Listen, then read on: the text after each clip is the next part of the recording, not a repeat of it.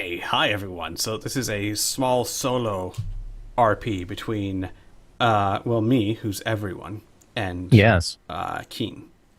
yes. And since we sort of fast forwarded over the trek to Wogaha, Hmm. which would have taken about a week and a half or so, everybody, along with Kip, would have noticed that Keen would have seemed very worried for obvious reasons, and daydreamed quite a bit more than usual. He would also stop volunteering to take the first watch and sleep earlier and earlier. So eventually, when we get to Wogaha, Keen will go up to Kip and just ask him, "Hey, buddy, do you mind if I talk to you for a bit?" Kip will beat his wings a little bit and say, "Well, I was about to go look for Mother again, but sure, okay." Yeah, yeah. Let's try and find a place. And I will try and find a place with like a rock or something. You find a place with grass. All right, grass it is. And Keen will tell Kip to sit down and ask him. So I know this is kind of personal and all that, but how have you been doing with your breath? Kip will kind of look at the ground and pull some grass out of the ground, not really answering. I see. Well, to be honest, I kind of need a distraction. I've been worried about your mom for this entire time, but I was hoping maybe I could help you. I'm not entirely sure if you can tell, but I've changed a bit. Kip will look up at you and blink. Hmm. All right. You know what? It's a lot easier to show you than actually explain. So Keen will take off his shirt, revealing his scarred body and all that. And he will close his eyes, concentrate for a bit, and after a couple of minutes, two bright blue wings sprout from his back, draconic wings, and Kip will be able to notice that it the wings look kind of weird. They're moving weirdly, almost as if it was a newborn's. Keen's eyes will open, and his eyes will be bright blue as well. Kip will actually reel back from surprise and take an actual beat or two with his wings and hop into the air and hop back on the ground and say, "What? You're a dragon? Wait." And he'll actually walk towards you and point his neck out at you, accusing you. You lied to me? No, Kip. No. Back in Sunset Tower, I was still human. However, back in Vamgalir, we encountered somebody. We encountered a goddess, and she went around and gave everybody their greatest wish. My greatest wish was to become a dragon, so that eventually your mother and I can, well, possibly get you a few younger brothers and sisters. As you explain, his face gets more and more, I guess, indignant would be the word. And at the end, he says, "You really expect me to believe that he puts his claws in the air, goddess gave you your greatest wish?" Well, I was hoping you would. I mean, I haven't lied to you, Kip. Give me a second. Roll me just a skill check with your level and your charisma bonus. Okay. +8. Oh my god. Okay. Your utter honesty with the response and not what he was expecting, and the way your face looks and the way you say it when he said that you don't honestly expect me to believe that, and you say, yeah, I kind of was hoping so, it takes him back so much that he kind of stops and he thinks about it and he says, okay, so say I believe you. So I don't understand how this is going to help. Well, I know that you're having trouble using your breath weapon. And I have somewhat learned how to use mine. Kip will look at him wide-eyed. You can breathe acid? No, I can breathe lightning. Kip shakes his head and says, I would never be able to breathe lightning. No, but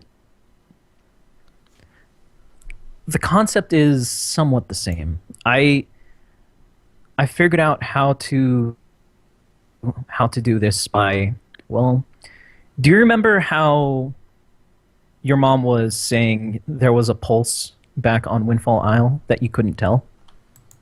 He nods. Well, because you're born with it, I think you can't feel this one. There's, how do I put this? There's like a fire inside you. A well, just waiting to be drained, tapped into. And I figured out how to tap into mine because it's something that I never felt before. And hopefully, if I can coach you, you can tap into yours and be able to use your dragon breath. Unexpectedly, and showing some of his youth, Kip brightens up and literally like hops around in a circle, which kind of shakes the ground a little bit, and then stops in front of you and says, really? Yeah. I, I would love that. All right. Now I'm gonna walk you through this. Okay. I'm gonna need you to sit down on your hind legs. Okay. He sits down. All right. Close your eyes. He closes his eyes and then opens one. No, close your eyes. He closes the eye. This is very important. Empty your mind. Think of nothing. The only thing that you are even thinking of is my voice. Okay? He, after a few moments, shakes his head and says, no good. I keep thinking of Mom. I know. All right. I want you to still close your eyes. Think of your mom. Okay?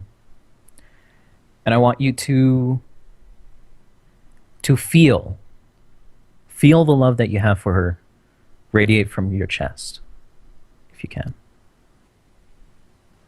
It will feel like, kind of like your heartbeat, but different. He says, unsure, okay. I think I feel it. Okay. Now, this is going to sound weird, but with your mind, I want you to reach out to it. Touch it. And as soon as you do, you will feel different, more powerful. I will go ahead and let you know. This time, on this day, I'll say session, I guess, if you want to say, is unsuccessful. Mm-hmm. Kip's not going to be able to sense what you're talking about. However, if, and I assume Kean will do this, if he continues, say, once a day on the way to Waha, they keep practicing and trying this, Kip is slowly starting to, because he's young, he doesn't even understand what a still mind is. But if Kean keeps working with him, say, take an hour a day, even while you're walking is fine. By the time you get to Waha, he'll be able to sense it. He'll be able to know what you're talking about, and he will be able to breathe a very small spurt of acid. Nothing Sounds impressive at all. More like for lack of a better term, more like a small upchuck of vomit. But it's still better than anything he's been able to do before. So he's learning. He is learning. It's going to take some time, but you're on the right track, and you are. And he will let you know that he's never gotten this far ever. So he would tell you that dragons generally talked about it just being something you feel in your gut, and you just got to breathe in and then will it out. And apparently that works for most dragons, but for whatever reason, it has not worked with him. But this, for whatever reason, seems to be having some sort of effect. Yeah. And that's what we'll say. That's where he is when we'll start the session. Okay. All right. That sounds good. All righty. Okay. Welcome back to another session of Ardenfell. It has been 2 weeks because I moved last week, and I am now coming to you live from my other room. So a quick recap for you guys. I know you remember most of this, but you, if I remember correctly, you found a diary of Lady Celine's father, who said that the Lich King, well, may not at one time have been the douche that he is now. And you have decided to, A, send the Dwarven army off to help the siege, B, march down to the orcs, and C, try to force a confrontation with the Lich King using the knowledge you've gained from the journal, and possibly even the journal itself as leverage, to perhaps try and again reach a deal so that slaughter does not commence. Yep. All right. I will tell you guys now. We were kind of fast forwarding ahead to Waha, and we will still do that, but I will give you guys some brief things that happened along the way, things that I'm sure that you will like to know. First, if I remember correctly, the golems were told to wait at the bridge, but you were planning on calling them down before any major conflict happened. Am I correct in this? I believe that what we plan did was changed. Oh, I think we actually had them along with us, and we sent them over to also help with the siege. I think the idea that we had at least 2 weeks ago was to have them go with the dwarves as well. Yep. Yeah. Then I just simply spaced that on my part. So they are with the dwarves, and they are headed towards the siege, which makes things simpler. You will notice, actually, Kean, if you will let them know, because there are things that they will notice as you get closer to Waha with Kean. Okay. You mean my transformation? No, I was talking about your going to sleep earlier, not volunteering for... Oh, right, yeah. Let me just pull this right back up. Here. Where the hell? Okay. Since we sort of fast-forwarded over the trek to Waha, which should have taken about a week and a half or so, you guys, along with Kip, would have noticed that Kean would have seemed worried, for pretty obvious reasons, and daydream quite a bit more than usual. He would stop volunteering to take the first watch and go to sleep earlier and earlier. Okay. Okay, also, is it a safe assumption that you have placed a note in the journal as to what you are doing? I believe. Oh, yeah. You guys, I did. Yeah. I told you that. All right. So, if I did not cover it last session, you did get a response on the way to Waha from the Elf Queen Alana, not from Lady Celine, but basically saying that the decision you guys made is a very bold strategy. She has faith that you know what you're doing since she's not down there herself. It obviously has great risk, but also great potential of reward, and it lightens her heart knowing that help is on the way because things have been weird over at the tower. All attempts to infiltrate the city from below grounds, all attacks from below grounds seem to have stopped over the past few days. However, Why can't I remember her name? Demon lady that I named, and for some reason Desiderata. Dementia. Dementia. Thank you. Dementia. Okay. Dementia has actually increased her bombardments upon Lady Celine's defenses, and the horde outside the Sunset Tower has gotten restless and made several attempts to get closer. She fears that they might be preparing for some giant shove or push. Other than that, she wishes you speed and luck in your travels. Okay. I also had a note in there. Did she see a black dragon over there? Black dragon? Like around? You mean like Olivia?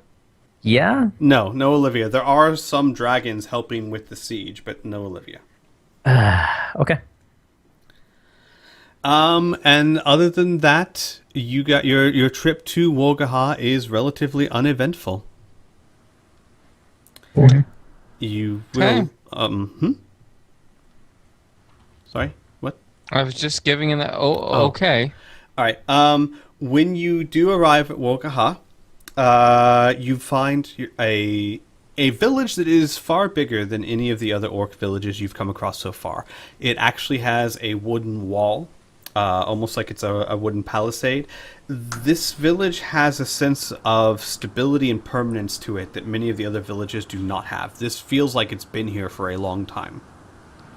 It's also, like I said, it's bigger. There are more orcs there, especially right now, since many of the army is positioned just outside of Waha. Many of them look at your coming curiously, but quick explanations from Waga, and they seem to accept you readily enough. Is there anything anyone wants to do, like immediately when you get to Waha? Nope. No. Not particularly. I will pull Waga aside. Okay. And ask him to inquire about a black dragon, Olivia, if she was around here. He nods and he says, "I will see what I can find out." Okay. And he walks off to go figure that out. After about an hour or two being at the village, you do notice in the sky, I assume, Kean, you would constantly be aware of such things. Kip would alert anyone who's not, that there does appear to be an approaching dragon from the southwest. Southeast, my apologies. Oh, Okay. good. However, as it gets closer, you can tell that it is a red dragon, and it is much larger than Olivia. And All right. it alights up right outside the village, about 200-300 feet away from the village. And Grim, would you like to take over, or? Sure. All right. All right. Now, you stay here, please. I need to check to make sure my incompetent friends are around. Now, come on, Heinrich. Come on, get down. All right. I took his horse with him. Of course he did. All right. Please. They might be in another one of these damnable orc villages somewhere in the middle of here. Lady Celine gave me no specifics. Well, The maybe dragon looks from the horse to you and says, "No one hears of this." That's fine with me, so long as you will just wait long enough for me to confirm that my friends are here. If they're not, then it's all for naught. He flaps his wings once, but he doesn't seem to be going anywhere. Thank you. Okay. All right. Looks just as awful as I'd imagine it be. Orcs living in rubbish and filth. Of course they would, so close to shadow.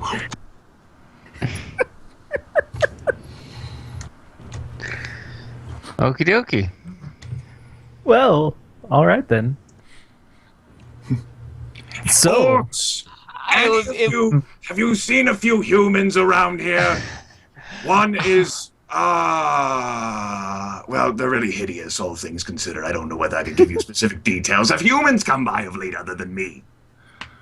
Oh, when we saw a dragon, we thought reinforcements would come. But I guess it's just you, Jerick, you would hear out of the crowd, due to a dragon landing getting quite a bit of attention.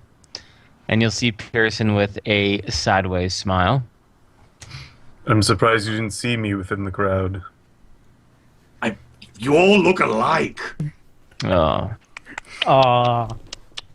Bad taste. I don't eat. I know. You've come at an interesting time, Jerick. Yeah, Is that's what I heard. You know, I was living fine and peaceful on an island, doing my research that I bought from the gnomes. Then one day, one of these stupid, insignificant eggheads that spend their lives reading books says, "We have a message for you, Jerick." And I'm like, "It better be worthwhile or I'm going to gut you." He says, "Her Lady Celine's brings most dire news." Like, of course she does, because she's useless. And then it goes on to say that for all the apparent reasons, for some curious reason I heard that my companions, who may or may not going to be responsible for saving Ardenfell, are here. How about that? Naturally, I didn't want to vaporize all of you whenever I knew Shadowhold. So, I came here as fast as I could to ask you, what are you doing? Well, how about we step away from the orcish onlookers and we can tell you exactly what we're going to be doing. Oh no, because if I don't like what I'm hearing, I'm in Jerick for... Wait, come back, I'm not done yet. As the red dragon flaps away. Jerick like extends like his hand to the sky, come back. Kean's just dying of laughter over here. Oh my god. I'm just dying of laughter. I'm not going to break character. Holy shit. Oh, wow. I knew I should have never gotten on the dragon. Yeah. All right. Yeah. Well, Heinrich, I suppose we're stuck here for now. All right, Pearson, let's go. Okay. So, I've Mr. missed G... you too, buddy. So, Mr. GM, would it be fair to say that we'd be able to have some privacy so we can go over a few things with Jerick? Absolutely, yeah. The orcs themselves are not going to pay too much attention to the human travelers. All right. So, I suppose the first thing we should do is share the journal that we found with Jerick. And as he reads it over, Pearson will explain that on our retrieval for this journal, we came across the Lich King's second in command. He didn't seem as enthusiastic and bloodthirsty as one would imagine, and he actually ended up being a pretty rational fellow. After that interaction and us reading through these pages,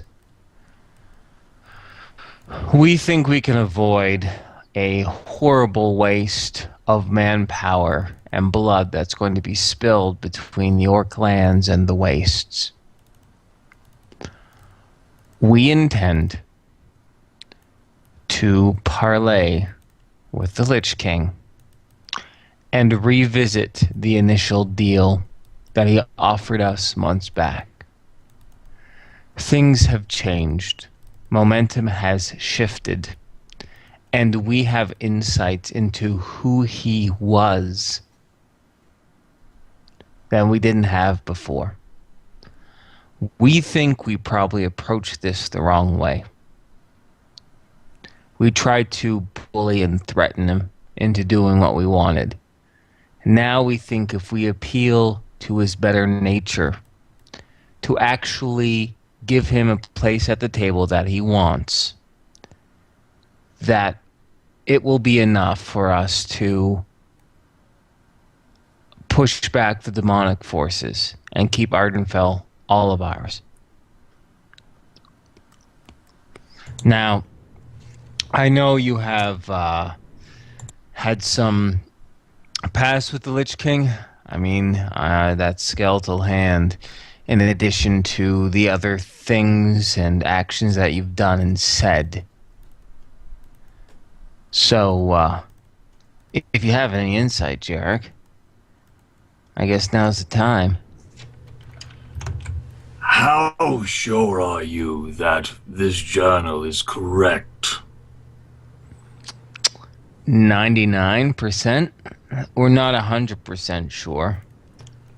It seems correct. The only way we could corroborate it, well, that's a big word for Pearson. The only way we could make sure would be to study the handwriting of Lady Celine's father, and we don't really have the resources for that right now. The best person who would know that handwriting would be her, and I imagine, because I didn't hear of this before I arrived, that she doesn't know. You would be correct. We were thinking that it would be part of the bargaining chip. Yep. That we're Well, acting on our own, not as lapdogs of Lady Celine. I am all for leaving Lady Celine in the dark, believe you me. However, this book, if it is correct in all of its writings, despite its subjective nature as it is from the view of someone, certainly would change things, including my own perception of the Lich King. My experiences with the undead are remarkable in their lack of, well, they haven't been pleasant. I'll leave it at that. But if there is any chance that using this could be a leverage point to get any sort of gain out of the Lich King, which could in any way at all prevent me from having to find a new home for myself on another plane, I suppose that's worth the effort. Although if we're mistaken, or if we fail to properly convince the Lich King again, he's a bit closer to his seat of power, and I don't imagine he's just going to be so kind as to teleport away like he did last time. Indeed. Yeah. We're not going to be trying to kill him. If things go south. Like you said, it'd be pretty much a waste of time. It's his home turf. He'll just whisk away. He'll have his army fight us. So are we going into... Is your plan to go into Shadowhold then? That was the initial plan. However, we all put our heads together and we realized that wandering towards Shadowhold for weeks might not be the best course of action. It'd be a hostile land and they wouldn't know our intentions. We're led to believe that if a large pitch battle was starting to be arranged, the Lich King himself would make himself present to oversee such complicated maneuvers. We plan a much faster way of talking to the Lich King, which is organizing the orcs into one large force and make it appear that there will be a pitch battle. He'll show, and we'll speak. And then we'll see what happens.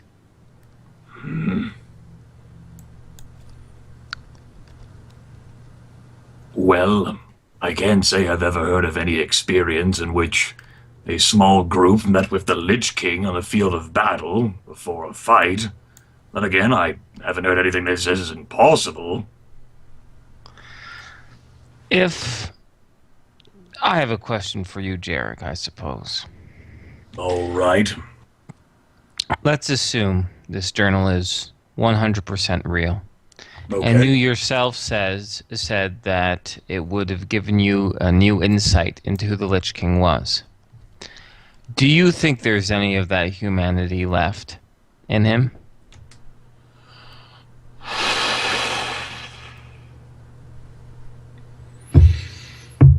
I can't answer that for sure, not having known everything the Lich King has been through. All I can say is what I've been through. And it is a direct consequence of what he, and Jerick lifts the arm, has put me through. I suppose I still have something. Maybe he with us. Sorry, the Skype call was when all loopy. I missed the last sentence. I heard at least there's something, and then Sorry. I suppose I still have something. Maybe he does. oh, maybe he does. Okay, sorry. Okay, all right. But if he does, it's small, encased in a hard, embittered shell by all of the decades of his unnatural existence. A hard shell, huh? You know, if you try to, it reminds me actually of a type of nut that grows around Whitebridge, whereas the tender nut is inside, encased in a very very hard shell. The only thing is if you try to crack it open, there's a good chance of damaging the nut inside. However, the old wives used to create this concoction, combination of, well, I don't know. It doesn't really matter. But it would dissolve away the outer shell slowly. It would take time. Took a matter of a couple weeks, in fact. But the nut itself would be completely preserved. There'd be no need for brute force. Maybe that's what we have to do. The only thing is, I've been thinking and showing. Okay. We show up with an orc army. He has an army too, right? He's going to this place wanting to fight. He's gearing up and ready for bloodshed, right? And then we're going to shift gears on him like that. Maybe that's not how maybe that's us trying to crack the nut, not dissolve it away, you know? I'm wondering if there's another way that we can approach it. I don't know for certain, but the Lich King controls all undead around here, right? He doesn't look through the eyes of all of them. I don't think. I would hope not. That would be very hard for him to rest, I imagine. But I doubt he sleeps, right, Jerick? Regardless, what of his lieutenants, his captains, the people organizing and overseeing this? If he doesn't have direct control over them, he's at the very least in direct communication with them. Why don't we just simply approach one of them? If they're hostile to us, then so be it. But it might give us a chance to arrange a meeting with him in which he is not geared up for a fight.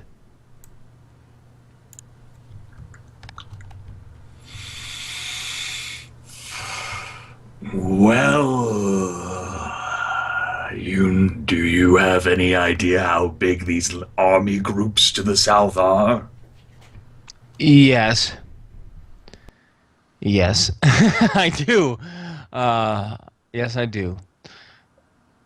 I'm thinking perhaps maybe it's not wise that we merely saunter up a small group and yell out into, their forces and hope that everything will work out. Maybe we work together and we defeat one of them, but we don't kill or destroy the captain.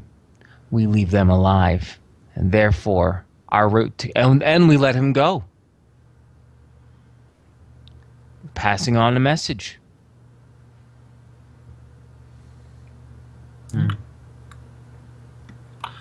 Jerick offers a small shrug. I have no real experience with being here, fighting these undead armies led by those captains. I can't say whether it would work or not.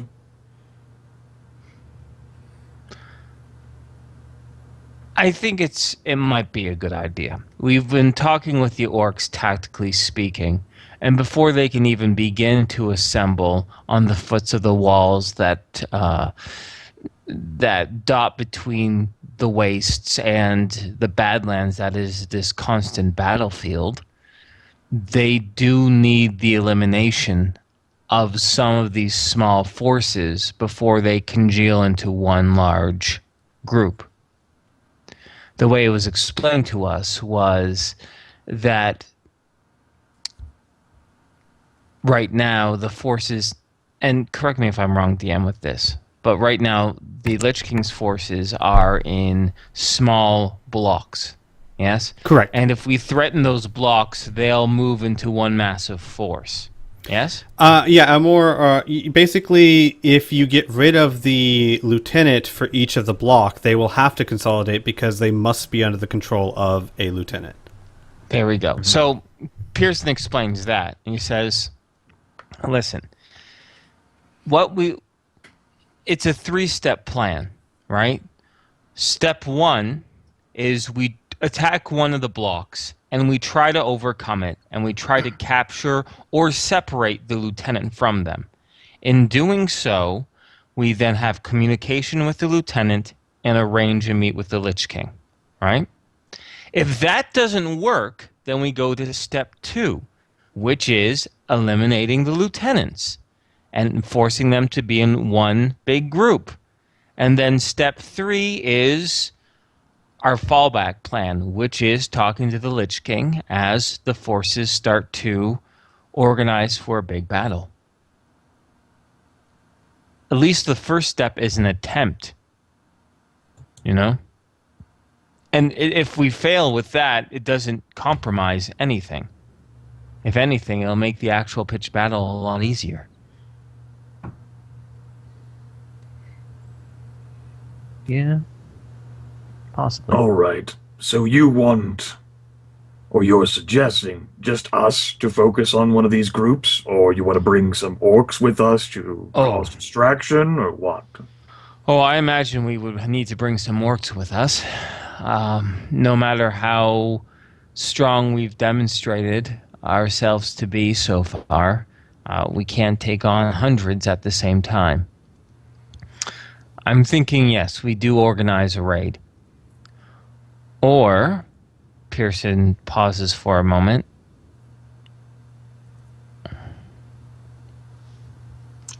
We could fake them out. We could deceive them a little bit, make them think that we're going to fight.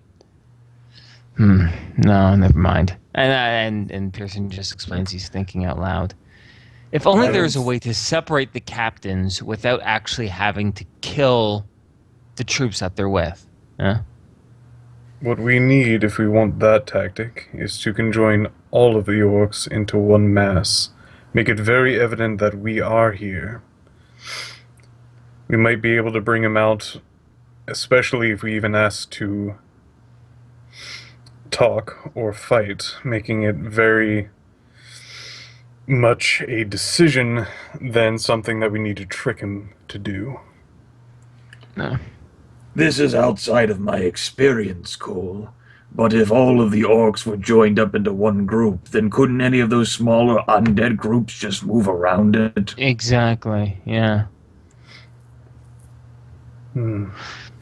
Here's the thing. The orcs set up camps, you know? But the undead do no such thing. They have no downtime. They don't need to sleep. So, I can't see of any reason why a leader of one of these military groups could be set apart from it. You know, for lack of a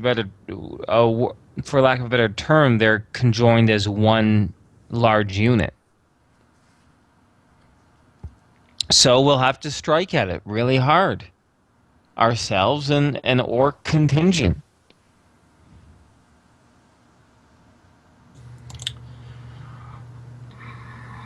I know there's reserves by Waha.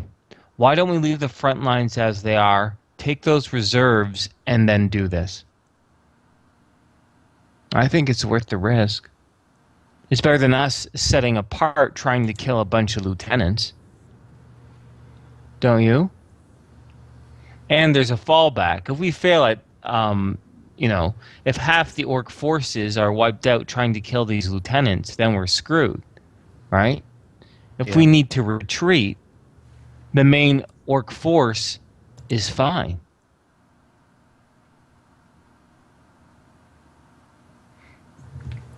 Well, I suppose we can try it at any rate. I suppose it would be better than trying to hunt down every single lieutenant, although that might still have to happen.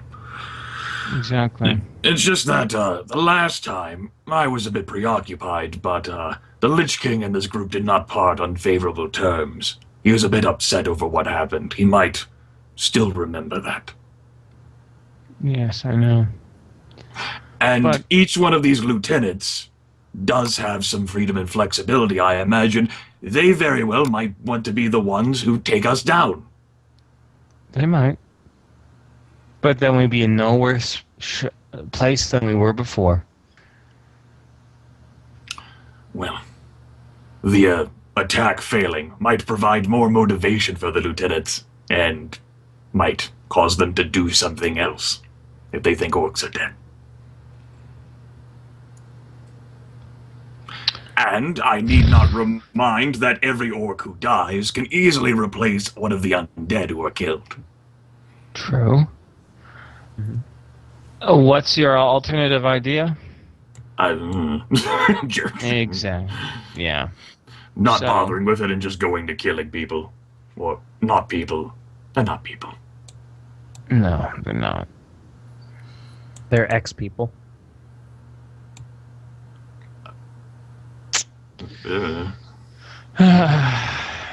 This is just me out of the game now. Man, I wish there was a way for us just to talk to the Lich King. Well, as it turns out, incredibly powerful and possibly villainous people.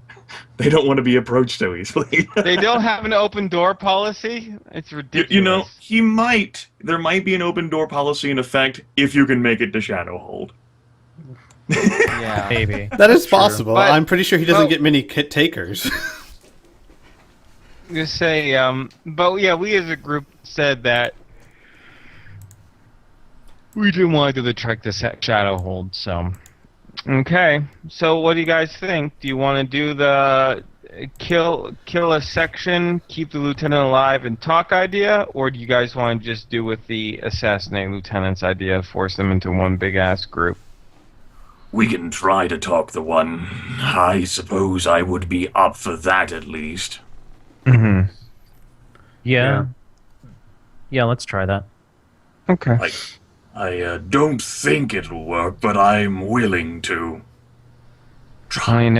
Yeah. Should we show our presence, or should it be a surprise? I think it should be.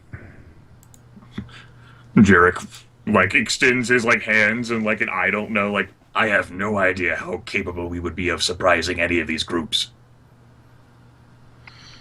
Yeah, especially on this terrain. Although, Cole, if you confer with the orc leadership, right? Mhm. Maybe Cole can come up with an idea out of character. Like, he has this tactic skill that he rarely gets to fucking use. Like, this is a perfect circumstance. Absolutely. Sure. Do you want an ambush? Because I already have one. If you'd like. Yeah. I think an ambush is good. If the orcs can ambush, ambush the skeleton army, right? And we just show up as backup, right? So even they don't even know we're there until they're defeated. And then we talk to the lieutenant, and regardless of what his feelings on the matter are, we can at least get a message to the Lich King, right? Rather than us showing up at the front being like, oh my god, it's those assholes, kill them, right? When we're supposed to be like, no, we want to talk, right? Surprise them on two fronts, both the attack and us showing up at the end, I think might be a benefit. Catch him off guard.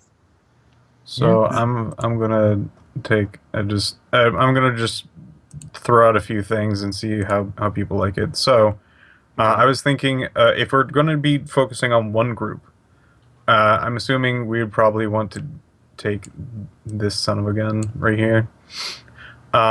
what we can do for that is basically take these groups and basically put them down and basically kind of like almost like a football thing, block them. Got to protect a quarterback. Yeah. Yeah. And then for this particular one, the if we want to do some sort of ambush-like thing, I have actually talked with Squee a little bit about the terrain. There's actually apparently like knee-high grass everywhere.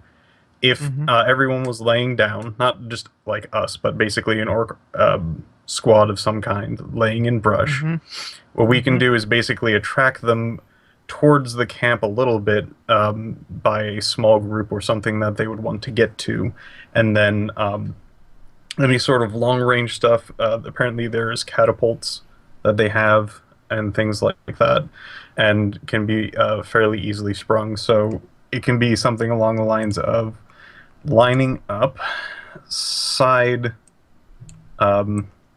ambushes, basically taking this group back here and just lining them up on the side. They move forward, these close in, and basically we take out one block.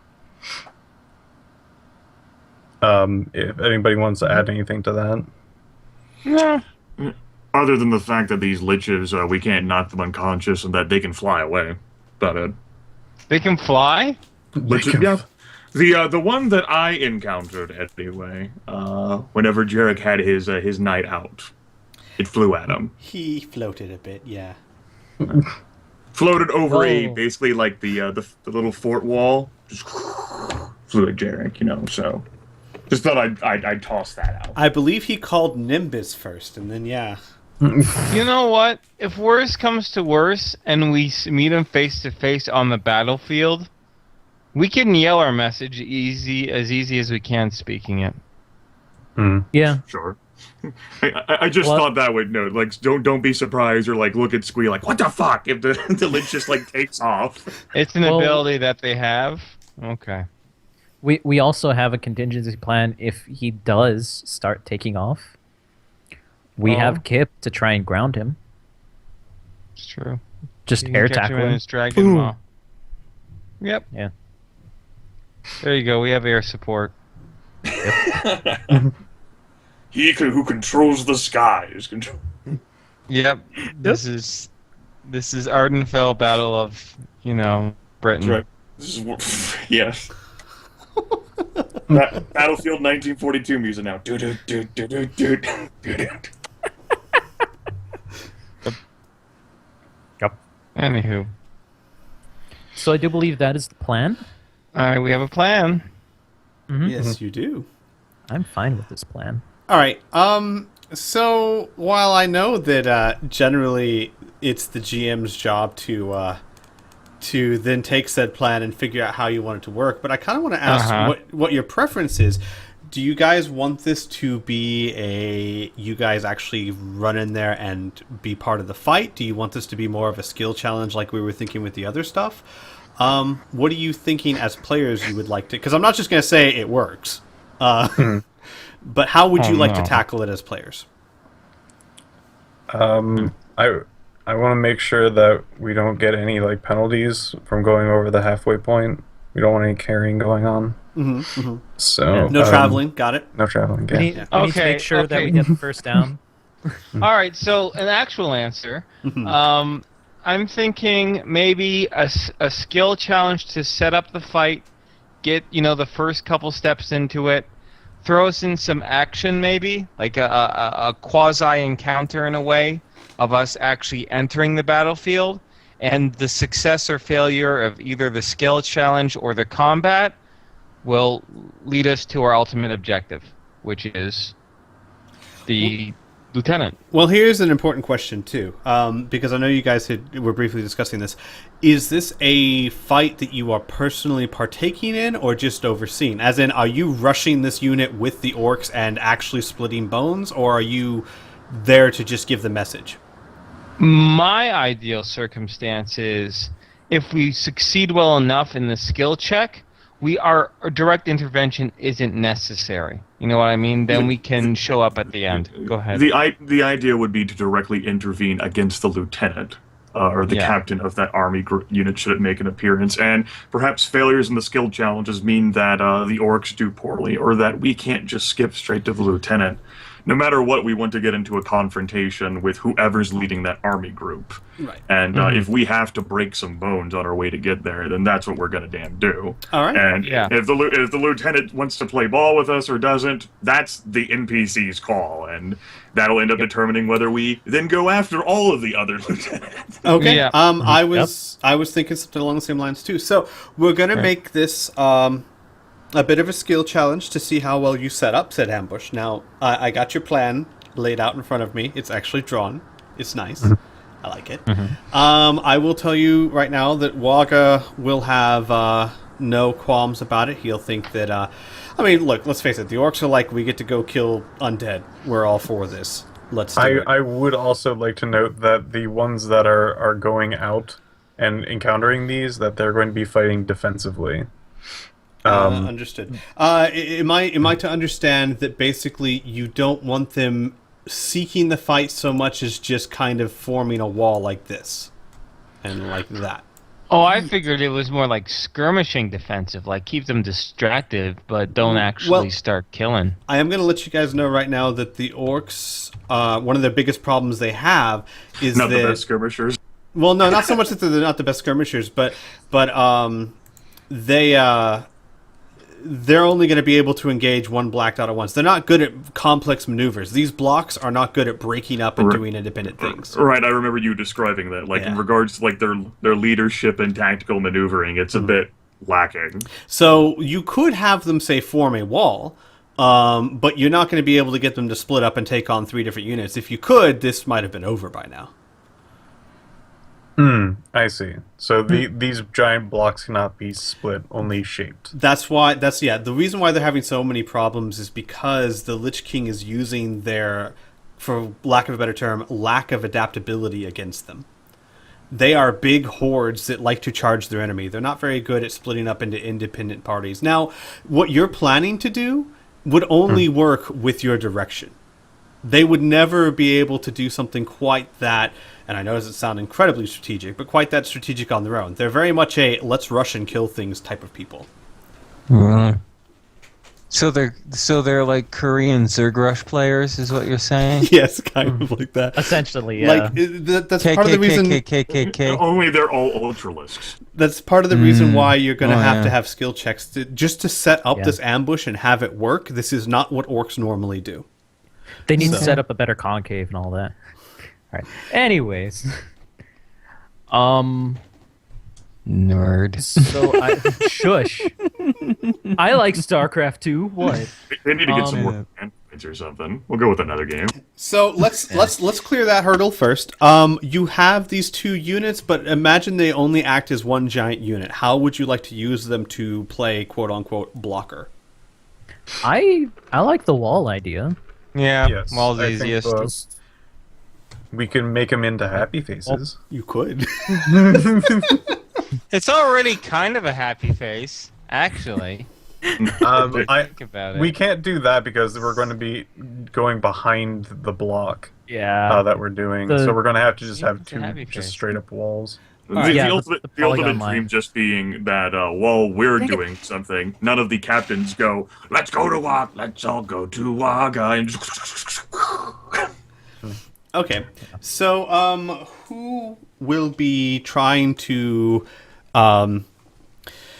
organize the orcs to do such a thing? This will be kind of like I said, the first hurdle to cross is how well of a defensive wall, quote unquote, you take. So we'll handle this like a regular skill challenge. Yes, Inferno? Oh, no, sorry. I was going to start answering your question, but you kept on going, so it's all good. All right. We'll handle this like a regular skill challenge. One of you who thinks you have a background that would help suitably do this, let me know. I can... It's all cool. I'll be right back. Yeah. Alright. See, my character can do tactics. The problem is his pluses are terrible in such things. Mm-hmm. But if role-played, I might be able to use different things. Okay. So I can have like an initial like here's tactics, and then if something happens during the conversation or something like that, I can then use something else. I'll There's tell nothing you. else. Go ahead, Sweet. I'm sorry. Oh, I was gonna say, I'll tell you what. If you guys choose to do that, what we can do is we can have a role play of Cole trying to instruct them, and how that conversation goes would give you a modifier one way or the other. That's what I would be interested in, at least hearing, like, how Cole is going to interact with the orcs to set this too. thing up. Yeah. All right. So okay, so we'll do it this way. You get Waga on board. Waga at least understands. He is head and shoulders above the average orc. And I don't mean to make them sound dumb. They're just not complex people.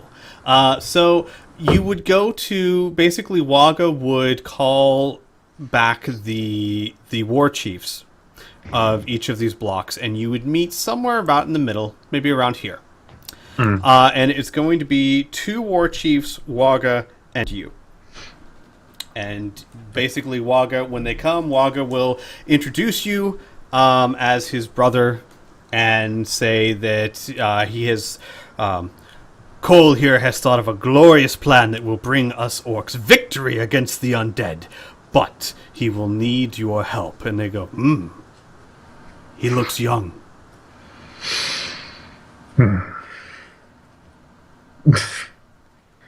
But I know a battle or two. If I need to prove it, I can do that.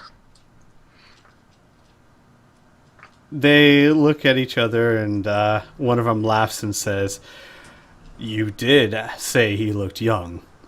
I don't think personal combat would be necessary, young one. What do you have in mind?" First, I need to know, does your troops know how to ambush? They confer among themselves, and they say, and then one of them says, "Ambush. I believe you are referring to hiding like cowards and letting the enemy pass you and hit them from behind, yes?" It can be done that way, or just getting the first hit in before they can. He nods his head and says, "That I can understand."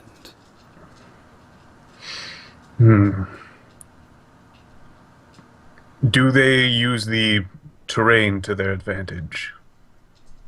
Who's they? Sorry, out of character. Troops. Oh, the troops. orcs? Like, you're talking to the war chief, so you can basically say your Yes. forces or whatnot. So, Okay. yeah, it'll be less confusing for me. One of them looks around and he shrugs and he says, "What exactly would you suggest? Feeding them grass?" Cole takes a deep breath in, closing his eyes, lets out a small exhale, opens his eyes, watch, and he'll go into the underbrush at a distance and duck down. I'm going to be using my hide. Okay.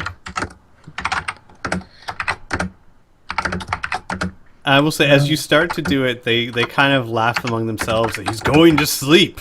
I've never won a battle that way before.